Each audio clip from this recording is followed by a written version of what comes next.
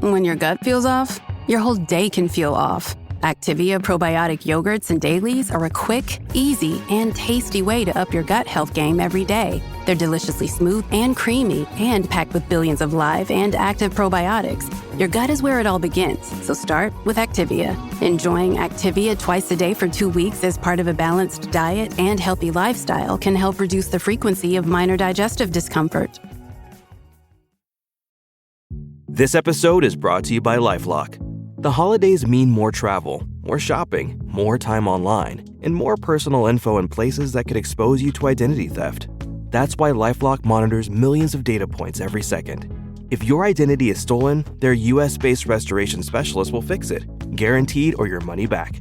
Get more holiday fun and less holiday worry with LifeLock. Save up to 40% your first year. Visit LifeLock.com/podcast. Terms apply. Join us on a journey, you glorious human, to see yourself clearly and feel a little more awesome than you did before. It's Awesome with Alison. Welcome, everyone, to the podcast. This is episode 202. Woo! Wow, that's a lot of episodes. Holy cow. Good job, us. A lot of editing. A lot of editing on your part. And do you know what I think's cool about us? Tell me. I'm not trying to brag, and I'm not trying to throw shade. So she's doing both of those things then. We're still married. Oh, good job. I'm just saying. After all those edits. I'm just saying that there's a lot of people, married couples, who do things together forward facing, and it's hard to stay married and it's hard to do things together. Go us. I am so excited about this episode. I am calling it 3 Ways to Have a Better Day Today. And the reason I'm so excited about this episode is because I want it to be an episode that you can turn on, and in under 30 minutes or so, by listening, you can automatically have a better day. Let's do it. Let's do it. And the intention is not that if you are having a panic attack to add more to do. The intention is not that you need to add complicated practices. The intention is we can get overwhelmed. It can be stressful. And these are 3 things that I practice on a daily basis to help bring my anxiety down, to help get me out of funks, and to recalibrate my system. And I'll give you all 3 of them, and then we'll talk about each one. And the first one is manage transitions. The second tip is move something. And the third tip is look for something good.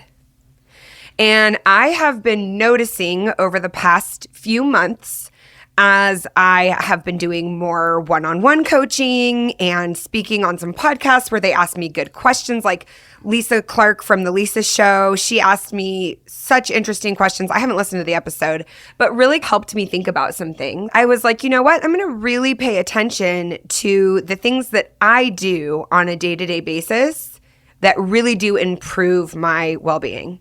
And the first one is manage transitions. This is something that I've talked a lot about. Why is this so important? Because you've talked about this for a long time. I have. And I'm finally starting to actually think about it. I'll be honest, I haven't really thought about it so much. I love that. Okay, and I think it's because maybe even the wording manage transitions, like what about it didn't click or wasn't interesting? Manage. Throw it out. What's a better word? Notice, massage.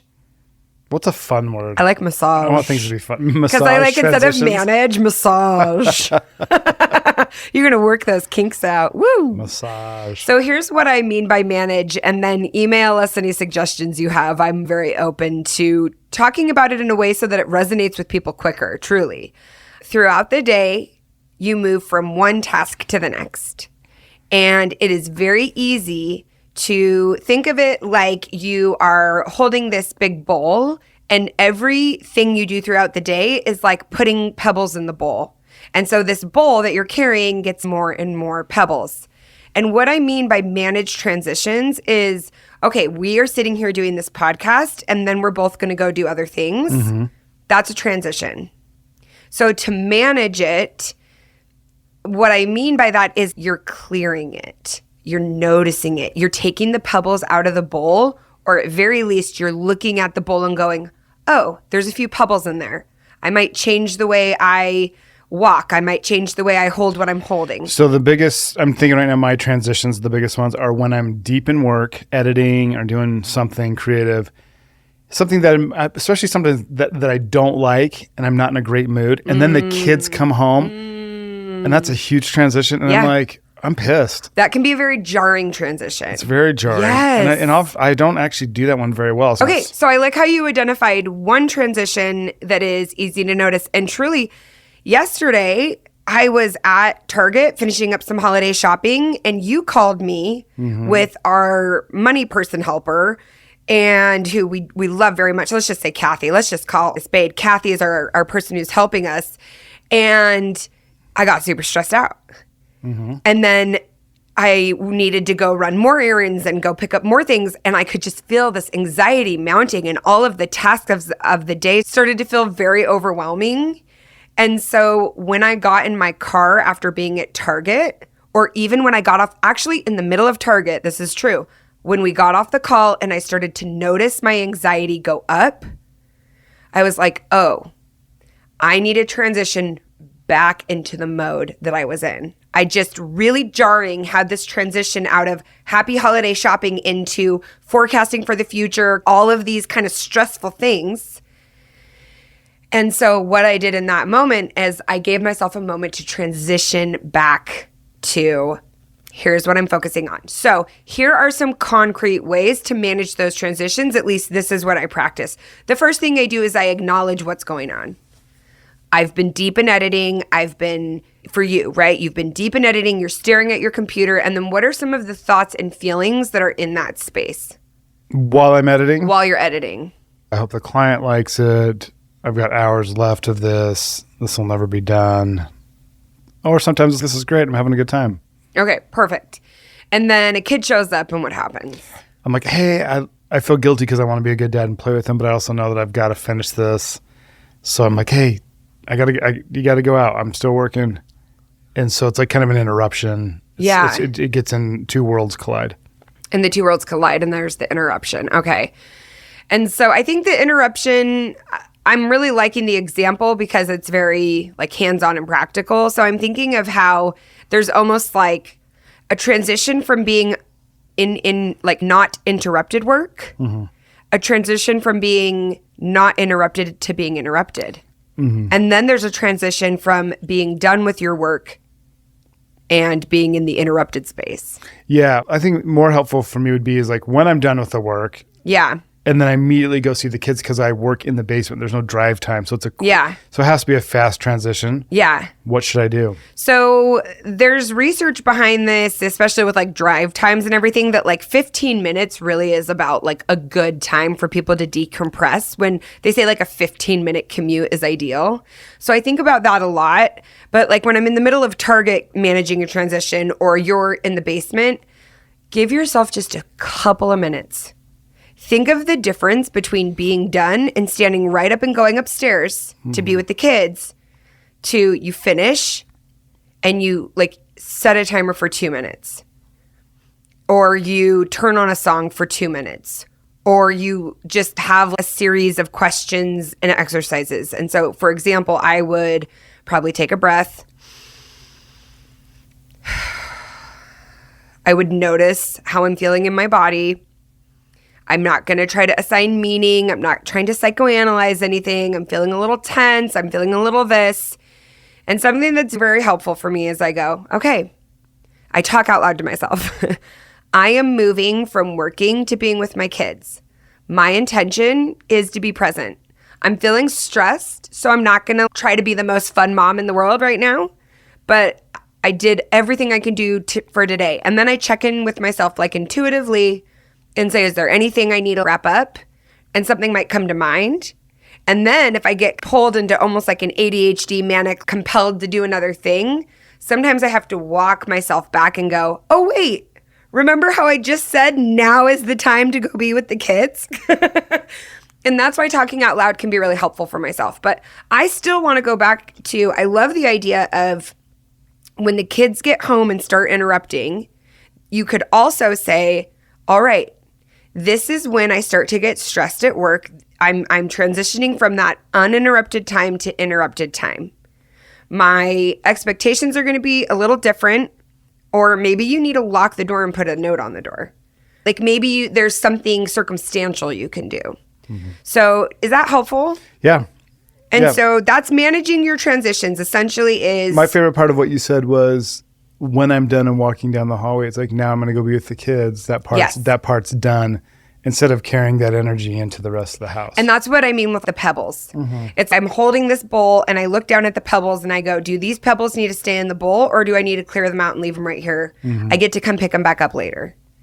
And there, you can, Brendan Bouchard or whatever, he has a lot of research he shares around this. I remember from years ago. So if you want to learn more, you can look it up, but there's really a lot of evidence to support this. We love our Air Doctor and we love our sponsors. Luckily, we learned about Air Doctor because they are a sponsor of this podcast. It is this little unit, the size of a fan, that you put in your house and it purifies the air. And so I'm going to tell you about it. It's a purifier that filters out 99.99% of dangerous contaminants, so your lungs don't have to. This includes allergens, pollen, pet dander, dust mites, mold spores, bacteria, and even viruses. Now, we have 4 cats. We've talked about that. We have a dog. We have 3 children. There's an app. Eric finally hooked his app up to our Air Doctor. And tell me what you were saying the other day. We were getting ready for Christmas, so we had unplugged it. We had gone out of town. Or gone out of town, yeah. But it was unplugged for a week and a half. So I finally plugged it back in, and it got busy. And on the app, it has a graph, and it was like to the top of, okay. The pollutants on our air. Yeah, the pollutants on the air in our house.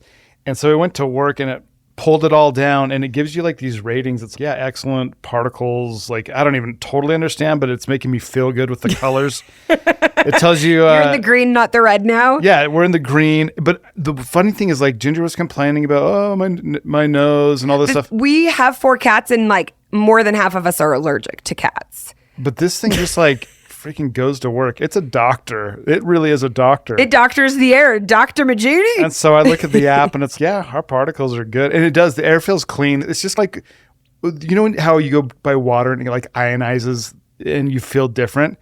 I noticed it has an ion like setting, and I clicked it. And the next time I walked in the house, I really did feel like it had that like good energy about it. It really does. We are so delighted with it, and we're so grateful that they're a sponsor because we are going to give you guys a deal. So Air Doctor comes with a 30-day money-back guarantee. So if you don't love it, you just send it back minus the shipping.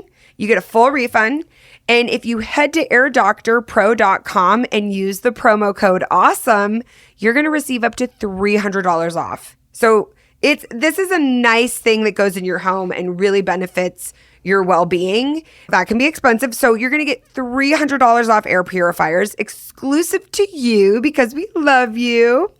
And you're going to receive a 3-year warranty on any unit, which is an additional $84 value. So look this special offer up by going to airdoctorpro.com. That's airdoctorpro.com and use the promo code AWESOME. Thanks, Air Doctor. 3 ways to have a better day today. Number 2, move something. Here's what I mean by that. Move your body, reorganize a drawer, move a piece of furniture. The other day, I just need I have a lot of ideas and I'm trying to decide which of them are going to take me where I want to go the most. And then I sit down to write like sales pages or like offers or whatever. And I was feeling stagnant. So I moved all the furniture in my office around. And as I was moving the furniture in my office around, I listened to a book that's giving me some great ideas, a new perspective. And it really what it is like just getting a different perspective. So whether you need to move your body, go outside, get some sunshine, whether you need to move the position that you're sitting in. Like they say when you're trying to fall asleep and you can't fall asleep after about an hour, get up out of the bed, walk around for 15 minutes or so, keep yourself relaxed. But the idea is that you are changing the momentum and the trajectory of where your thoughts and energy are headed with movement. The other night, I was feeling very sad and I couldn't fall asleep. I don't usually feel like sad before bed. It was just like I hadn't given myself time all day, and then when it was quiet, I was sad. And I was spiraling, and I was like, this is so not helpful, and now I'm getting tired and just exacerbating the issue. So I got up and I reorganized a shelf. And it gave me a very good way to give my brain something else to do that was distracting enough that I could not continue in a downward spiral of sadness. Yeah, for me, when I organize or clean just something small, I feel so much better. Yeah. And it usually catapults me into doing more things that benefits my creative space or the family. Yeah. Yeah, it's cool. I really do love like cleaning the desk or cleaning.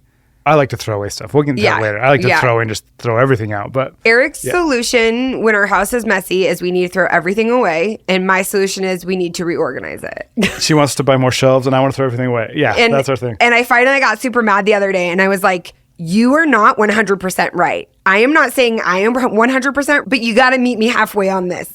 And then I like brought up all the places I've reorganized that have helped us keep our house cleaner anyway. But getting rid of stuff too. And so moving your body is another great way to do that. And I think sometimes we forget like how effective a walk around the block is. And I say a block because whether that's a walk around the office building, a walk around the elementary school while you're waiting for your kids, whatever it is, just moving anything helps move the energy. And the point of this episode is that you can have a better day today.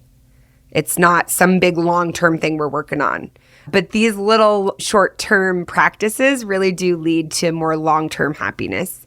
And number 3, look for one good thing. So this is something that I started doing recently. It's akin to a gratitude journal. But I wasn't in the mood for gratitude journaling. I didn't want to feel like I was Pollyanna-ing myself. But I do looking through the day and knowing that there is one good thing to find. And of course, when I look for one good thing, I always end up finding more.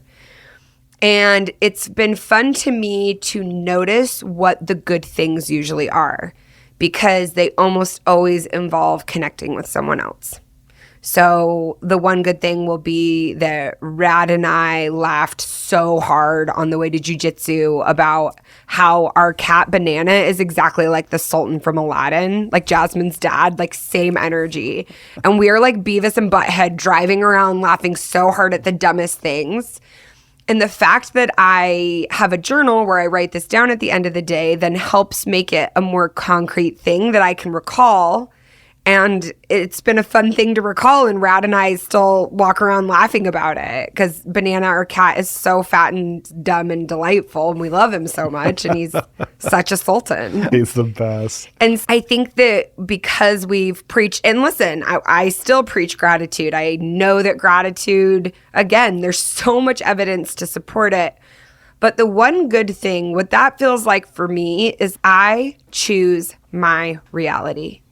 And I said that to myself over and over yesterday when I started, again, going in a little bit of an anxiety place, where I was like, because I started having feelings of, man, I just failed at this. And man, I'm like, I used to do that so well, and that's not going to happen again. Like, just really start going down. And what we focus on is the reality. I'll never forget in advertising, there's like the big bad worry, like big bad scary world syndrome, where because people watch the news, they have this view of the world that it is this big bad scary place because the news features all of these different things and there's all these studies that support that. This study was pre-social media. Let's even add that in with a 24-hour news cycle. The things that we focus on create our reality. So if you're focusing on at least one good thing, you are bringing at least one good thing into your reality. And the more you focus on that one good thing, the more intensity and the more persistence and the more like true focus you put on these specific things or one thing, it builds your reality, right? I'm a hammer, so everything I see is a nail. I don't just want to be a hammer that nails everything. I want to be a hammer and a screwdriver. So I want to focus on being a screwdriver, right? This is a hysterical analogy. There was a screwdriver on the table. So then I can screw things. What? That's what that is. 1, 2, 3. Number 1 is massage, manage, notice transitions. Allow yourself to leave what happened right there and move into the new thing with an intention of what you want it to be. Number 2, move something, your body, a piece of furniture, pens on your desk, your position, your perspective, where you plug your phone in. Just move something that's going to affect you and give you a little something to focus on rather than that spiral. And number 3 is looking for one good thing, because we choose our reality. You choose it. You don't choose your circumstances. You don't choose a lot of the things that happen to you. You don't choose a lot of things in life, but you get to choose your reality. And that is the most fun idea to me. I freaking love that idea, because the reality that I like to live in is really fun.